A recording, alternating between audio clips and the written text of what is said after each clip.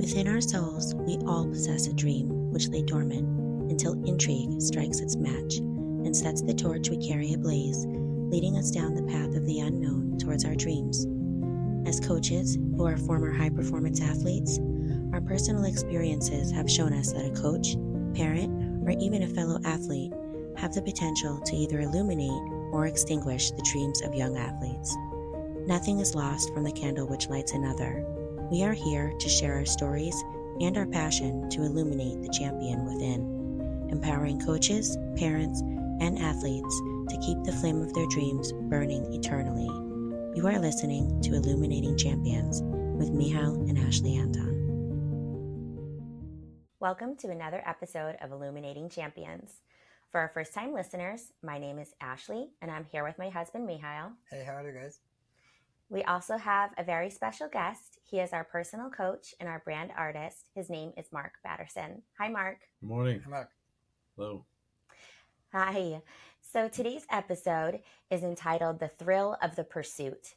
And it's all about that thrilling feeling of pursuing your dreams and your sports dreams in particular. In our case, we're always discussing gymnastics as we coach gymnastics for people who are listening in for the first time, and how important it is to expose young children to sports because it gives them that thrilling feeling of going after what they dream, whatever capacity it is.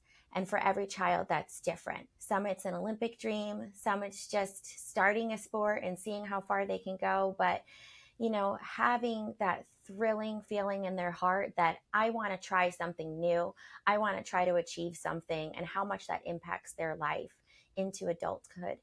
So Mark is going to get us started off with this discussion to help parents and coaches and even athletes better understand this concept. So why don't you go ahead, Mark? Sure. Well, it's interesting how people are made, that motivation is just critical to not just success, but to happiness. So just as you said, how do you see that in your gym, and how do you try and promote motivation in young athletes? Sure. So they're all walking into the gym for their first time, kind of wondering what's going to happen if it's their first day, and wondering what gymnastics is going to be like. So they're already quite captivated, which is wonderful. They're normally excited to be there. Some are a little bit nervous, but you make them feel comfortable, of course, by letting them know that you're there to help them. And then it's very important that you get to know each student and their personality traits because they're all different. This is one of the most challenging parts as a new coach, to learn how to do that.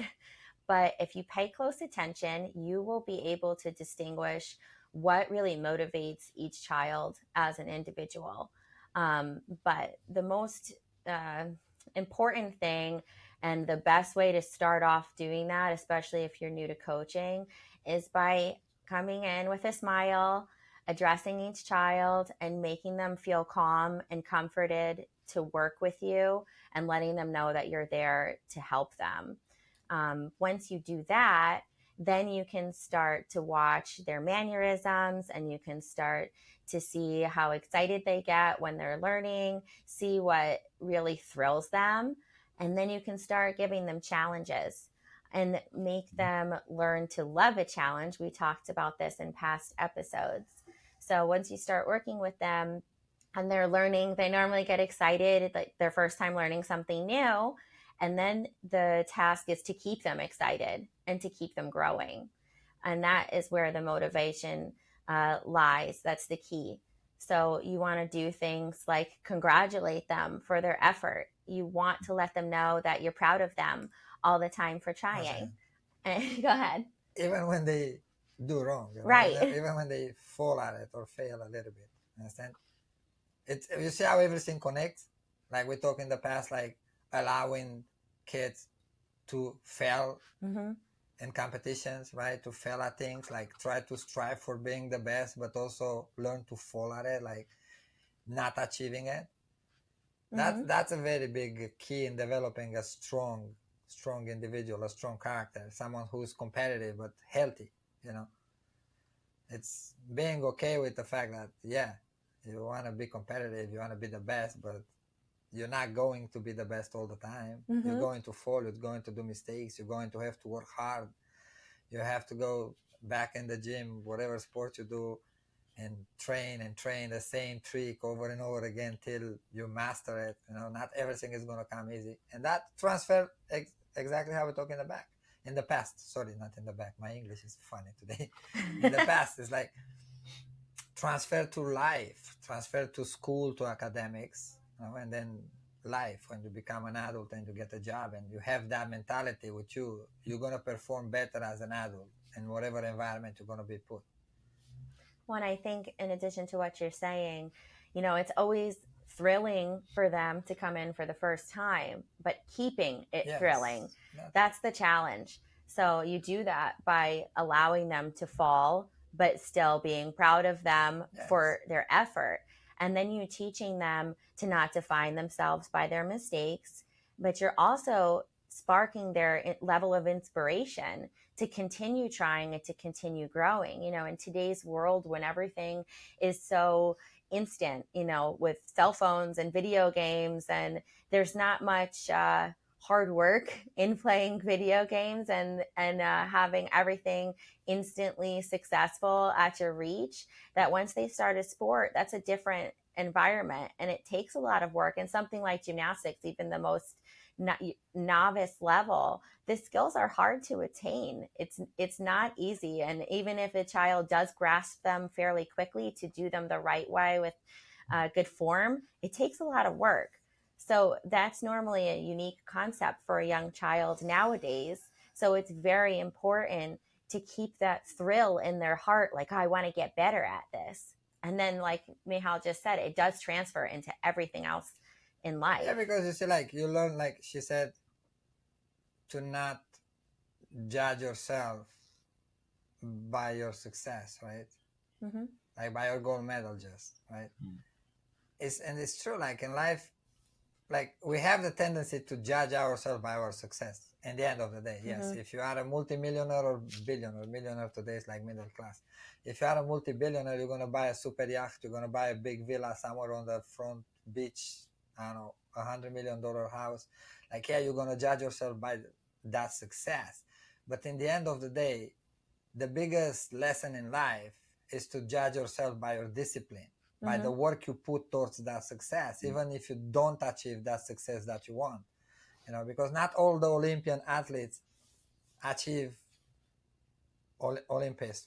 And if I said it correct, like some of them don't even go to the Olympics. Like they train to go to the Olympics, they go to that process, they work hard, they have the discipline. But guess what? For example, in gymnastics, just 4 girls go to the Olympics, Mm-hmm. 6 with 2 alternates. Then out of the million of participants in the sport in America, just 4, 6, 2 are like alternates. 2 are sitting in the audience, eating popcorn, watching soda, drinking soda, and waiting for someone to get hurt to get a place to compete. Understand? But just 4 compete on the floor.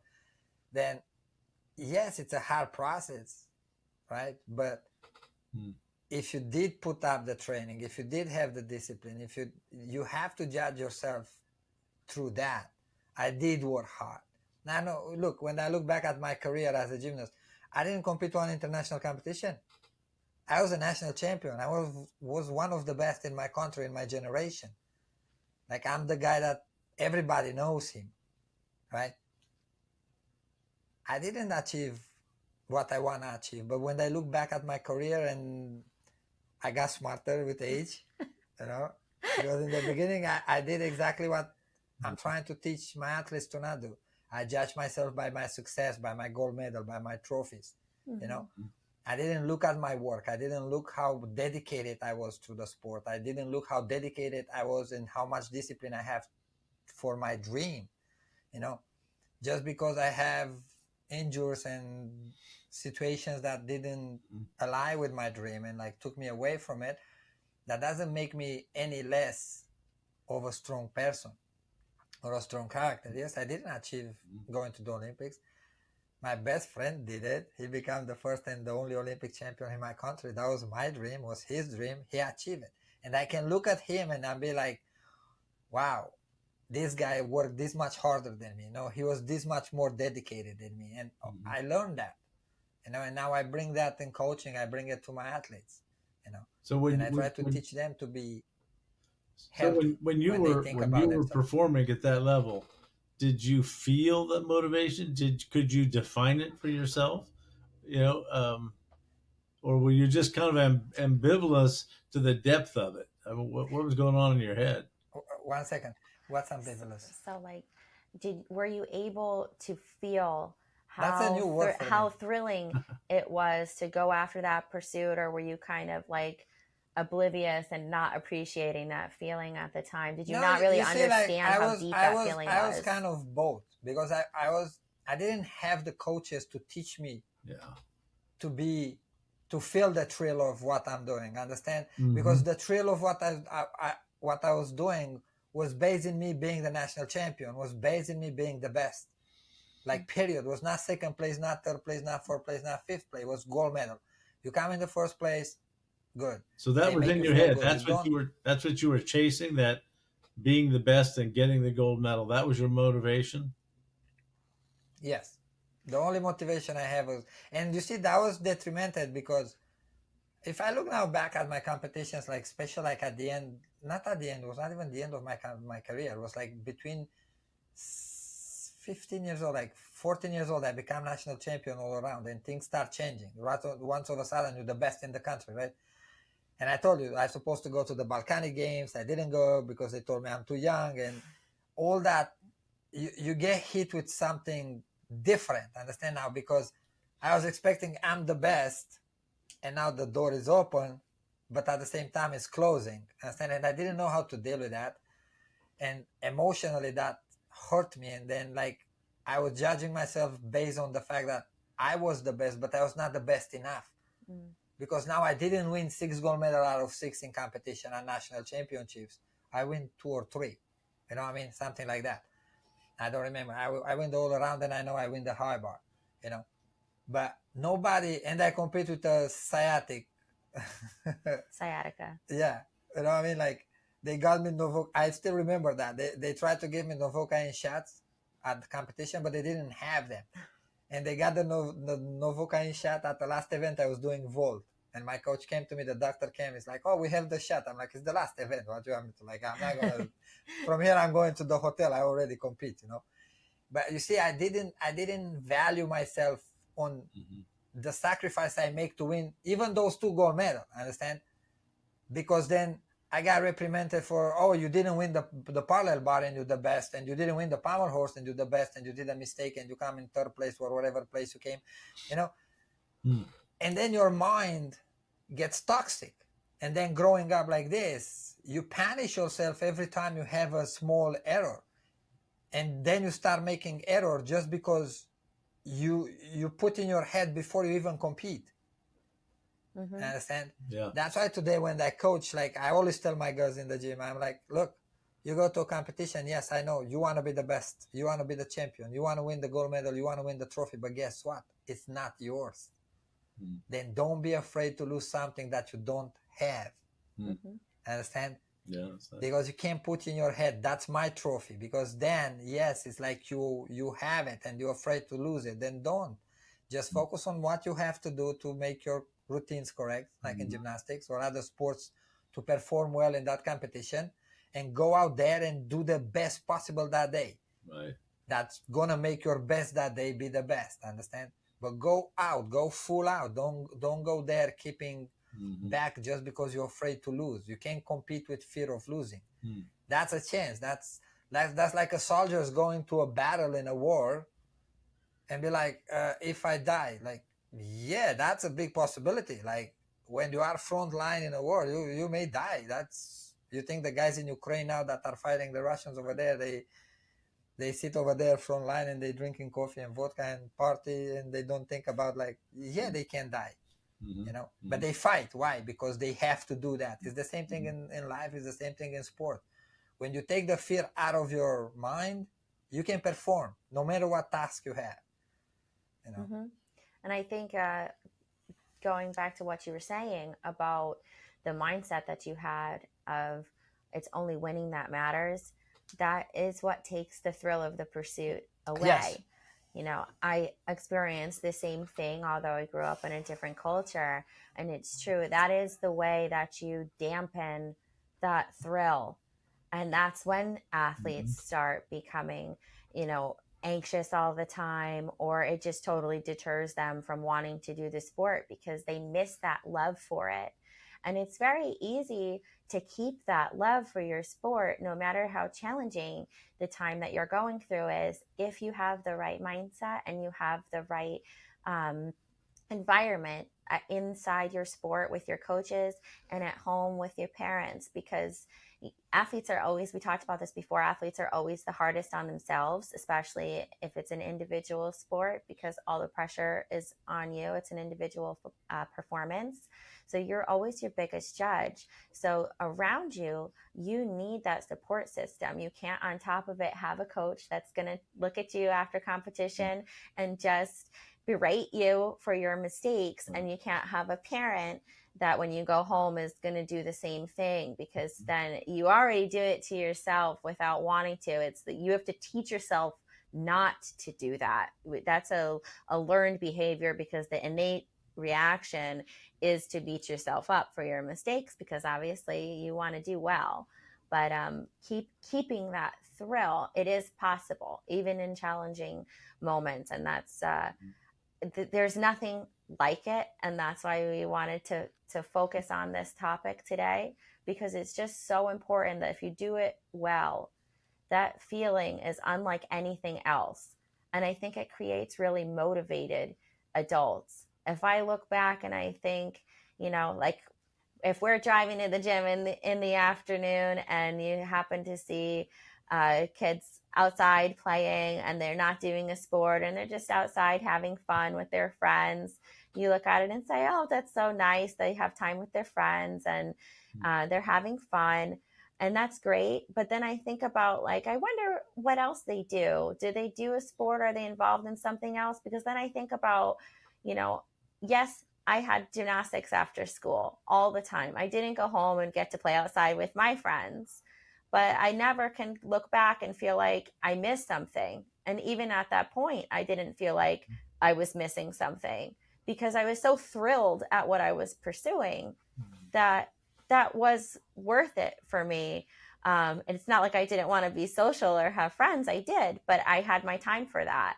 And I think if I grew up without having gymnastics, um, and having that drive, like, I want to go in the gym today and I want to accomplish this, and I didn't have that constant will to improve myself, I would have grown up totally different. Yes, I would have had fun with my friends, and that would have been great. But I think as an adult, I wouldn't be so ambitious, because I would just be like, well, this is fine. I'm not going to try to set a big goal or strive for something or go through challenging moments like we always talk about. I really think it defines the rest of your life. And it doesn't necessarily mean you have to go to the Olympics in order to learn that. You But can that's do the that's what sport in I'm any trying to capacity. that's what I'm trying to teach parents in general. Mm-hmm. And when I speak on those episodes, that's what I'm trying to teach them, that okay, the Olympics and the Olympic sport is the ultimate goal, right? Mm-hmm. You want to be the Olympic champion. That's something, right? You're the best in the world. The history is going to remember you. But guess what? This is not all. Like, Yeah. you can have that Olympic behavior, that Olympic attitude, character, the Olympian, the Olympic champion character that guides you through life as a successful person. Understand? And you learn that in sports. You learn that by doing a competitive sport and doing it for real, not go there and just like whatever, like, because it's the same thing with school. If you go in school and you are just like whatever, like whatever grade I get, it's Right. I'm doing my best today. You're gonna be a mediocre person. You're never gonna be successful in life, you know. Well, I think it has to do with, like, getting a little taste of that dream. Because if you're not exposed to it at all, Mhm. then you don't know what that feels like. And you can never develop that ambition of going after something.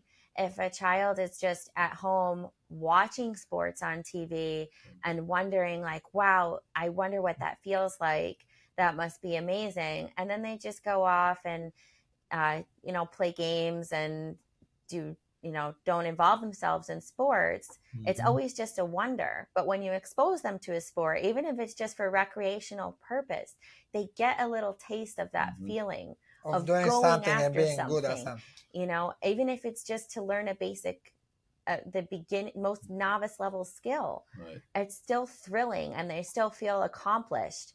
And then it carries into the rest of their life. They're going to put something in their mind that they want to achieve in school or later as an adult. Maybe they grow up and they want to open a business. They're going to have the courageousness to take on that big feat Yes. and know that it's possible for them to achieve it, because as a young child, they were immersed in something that gave them And they that are same young. sensation. Like for Right. gymnastics, we talk about in the past, like they start competing at 4 or 5 years old, like Mhm. 5 years It's old, level amazing. 1, level 2. Like think about it, like you start learning that process of wanting to be successful at a very young age. It's Yeah. much faster than academics. Yes. And it's more intense than academics. Academics, for you to start feeling the thrill of success and the thrill of being the best, takes you are like 12, 13, 14 maybe, and then you start going to competitions for math, for biology, from other things. But in sports, you start at a very, very young age. And then by the time you get to 12, 13, you are already like a senior in thinking process, understand? Right. Like your experience in determination and dedication and discipline is different than someone who didn't do sports. Mhm. No, and as you're saying all those things, it just comes to mind that if people think you're coaching gymnastics, but you're not. You're coaching gymnastics. You're coaching motivation. I'm You're coaching through mental strength. gymnastics. It's like a bunch of threads being woven into a rope. You know. Yeah, I'm Yes. coaching. I'm coaching a little person, right? A small child through gymnastics Mm-hmm. to be an Olympic character in life. Understand? To be an Olympic champion character in life. That's my biggest goal. You know, like yeah, I want to have someone like physically to go to the Olympics. Like my biggest dream will be like, now it's a little impossible, but who knows? God has some surprises all the time for us. Was the 2028 in Los Angeles, because it's here in America. Obviously, that's the biggest Olympic Games. I think every single coach that's coach an Olympic sport today in America wants to have an Olympic athlete on the floor or on the turf, whatever sport they do, in the pool at the Olympics in Los Angeles. It's the biggest goal, but that's not the only goal. Understand? My goal is to make people that they end up with a sport and then come back 20 years after as an adult, and they're like, look at me, I'm a self-made billionaire. I got from nothing to everything, and I can look back and say like, yeah, it's the character that I built in the gym, and I see it through my girls in the gym. I don't have like very high level girls now in the gym at this moment, to be honest, but the girls that I have stronger mind than girls that compete at the national team level. And I'm not saying this to be cocky. If I put them side by side, I take my 14 years old in the gym and I put them under stress situation with a 14 or 16 years old at the national team level today in US, my girls look like Spartans, And that's because you teach. It's true. You coach Yes, them in mindset yes, as much. yes. I'm not worried about them. I'm like, yes, they're gonna end up gymnastics in a year, 2 years. They're gonna go to college, But I know for sure that they're gonna go in life and they're gonna be successful. Understand? Because I see how strong of a character they are now. And that's for every coach. Like someone who is a coach, that's the biggest honor to take out of it. I was gonna say pleasure, but I don't want people to turn it around. Is the biggest, like your ego gets the most fuel through that, to see your athletes going in life successful, no matter what, Olympics or not Olympics. The most important is like what you do after, because you can go you can go to the Olympics, you become Olympic champion, you are a talented, gifted person, right? You go to the Olympics, you become Olympic champion, and after that, what? If you don't have a good character, if you don't have a good discipline, if you don't have a good education, what? You know, what happened? You have world champions in America that are like doing porn movies and other things, Right. right? Why? They didn't have to. Ashton, what's her name? Ashton Ashton Locklear. Yes. Like, how she ended up in that? She was a world champion.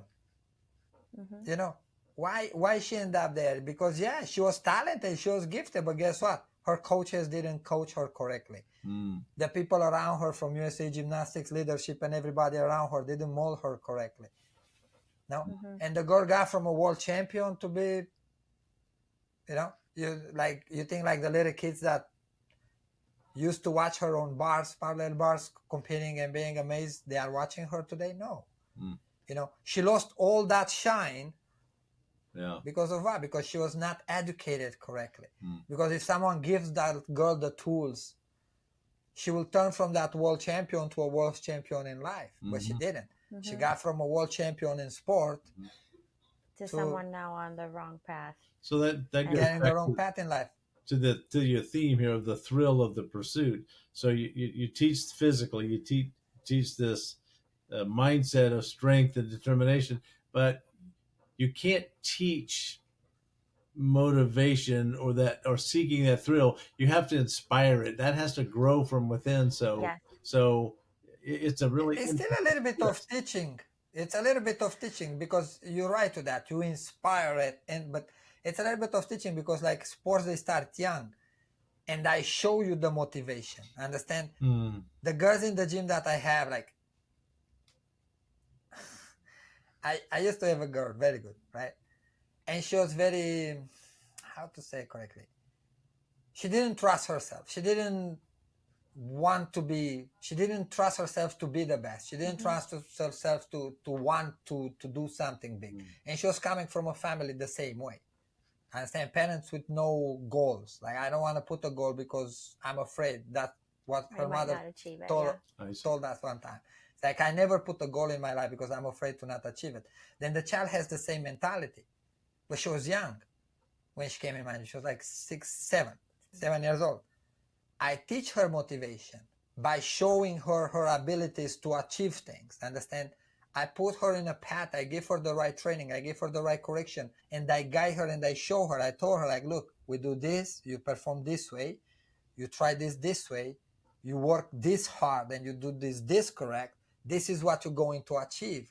And then when she achieved it, obviously the motivation come out. Because now you see I'm capable.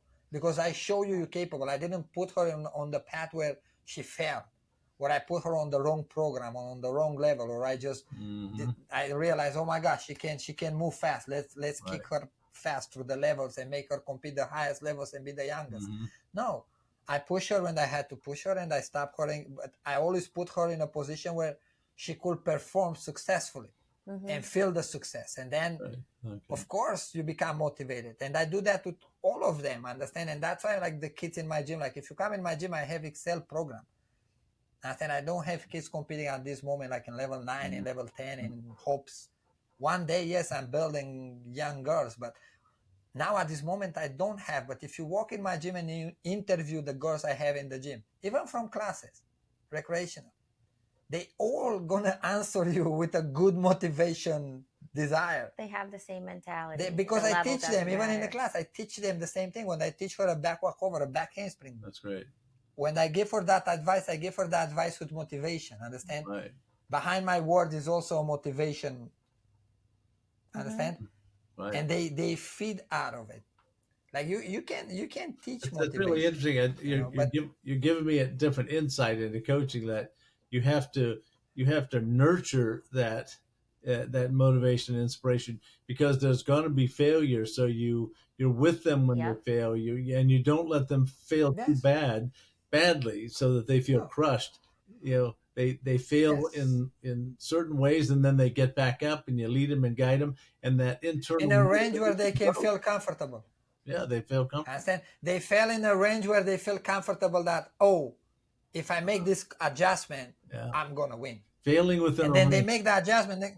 Yes, next time they go, they do well, and they are like, oh, okay, yes, I'm good. I can handle this. I'm better than I thought I am. Understand? And that's where the difference is. Like my coaches didn't give me that.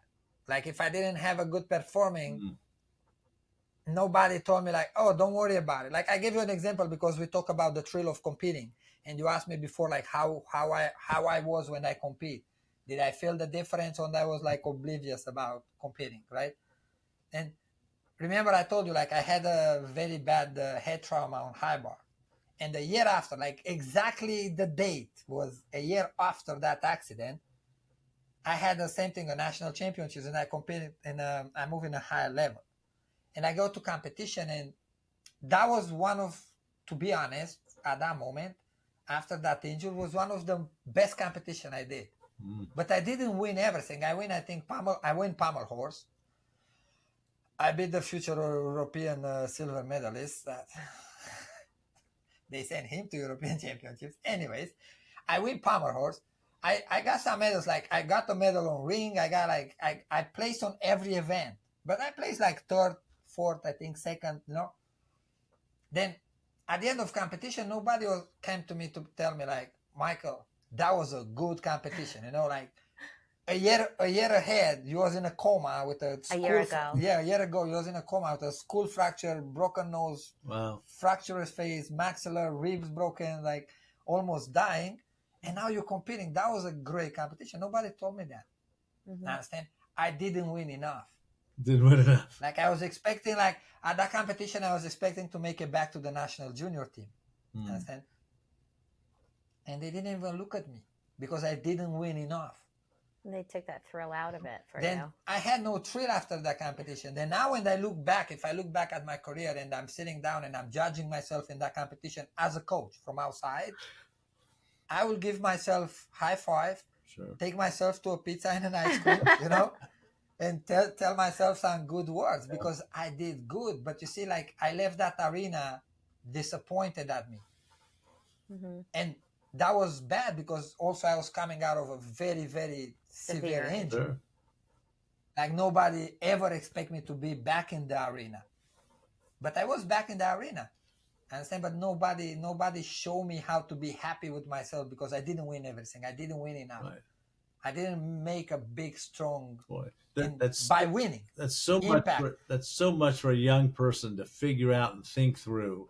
Yes. And that I guess it's a great lesson in life because there's nobody going to follow you around and whisper great things. Hey, way to go every day.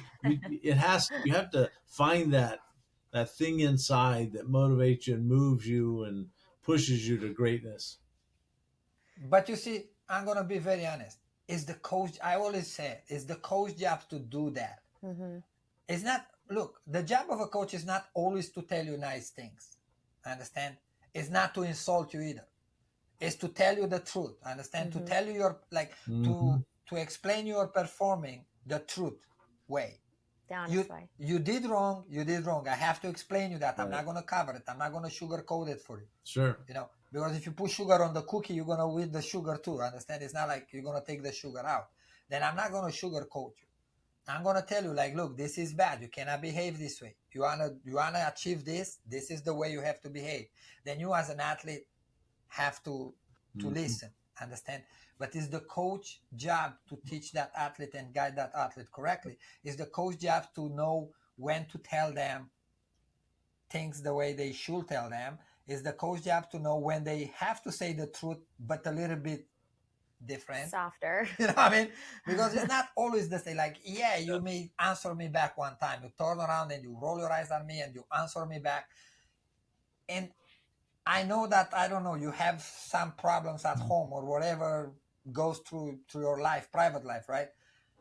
I'm going to take it. I'm just going to nicely tell you like, okay, can we please have a nice conversation? Like we can't act this way because if I will act like that with you, you will not like it, right? Right. It's not the moment for me to be like, okay, no, this is not the way to behave. Like, get out of here, right? Because you already broke it. Like, I'm not going to break you more. Mm-hmm. Sometimes you have a bad performing in competition. Yeah, you fail because you didn't pay attention. You look around in the arena, the audience. But same thing. If I know the background of your distractions, I'm not gonna. I'm just gonna tell you, okay, let's move from here. Let's point your toe next time and stay Mm-hmm. tight and understand. I'm gonna give you that corrections in the way that I'm not gonna put more salt on the wound. Although I don't want to put sugar over, understand? I'm not gonna put salt to make it worse. Right. I'm gonna just try to like Right. when you put the peroxide, Hydrogen it's just like peroxide. just make bubbles, but doesn't hurt anything. Just clean the wound. Understand? I'm gonna try to do that. That's the job of a coach, and that's a very Yeah. finest. It's very fine, and it's a Yes, fine line, and you have to learn yes. how to do it. It takes practice, but I think, um, and finishing off this thought, everything that you're talking about coming from the coach is really learning how to focus on the positive while being realistic with what the mistakes were and what needs to still be accomplished. And that's something that you need to portray to your athletes. And then in return, they're going to learn how to do that within themselves. And I think as a person, keeping motivation within your heart One and second, can you keep feeling your idea because I'm gonna say something short. okay. And also, it's the coach's job to teach the parent how to help Yeah. the athlete in moments like that. Mm-hmm. As a coach, if you see your parent hurting without, sometimes they don't mean it because the parents are competitive too. I told you that in the past. They have a big, that's why they bring the kid to a sport. They have Yeah. a big ego too. They want the child to compete. As much as they say, go there and do your best, guess what? At the end of the competition, they're going to look at the other kid with a big trophy and the gold medal and look at their own child and be like, why you didn't do that? Understand? And then if the coach picks up on this type of behavior when the parent says things that are wrong or have Mm-hmm. a, a wrong encounter with a child after a competition that they didn't behave well or a training where they didn't perform well, right? The coach should go there and talk to that parent and try to coach them, try to teach them, because guess what? The parents Sure. don't know either.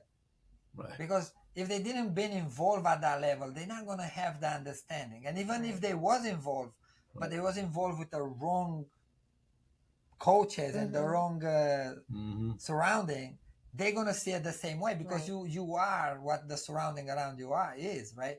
Then Mm-hmm.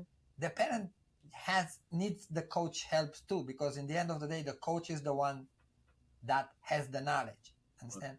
Then help the parent to understand too how they have to help their child to perform well. That's the Right. triangle you Yeah, always no, it talk makes Now, about. Yeah.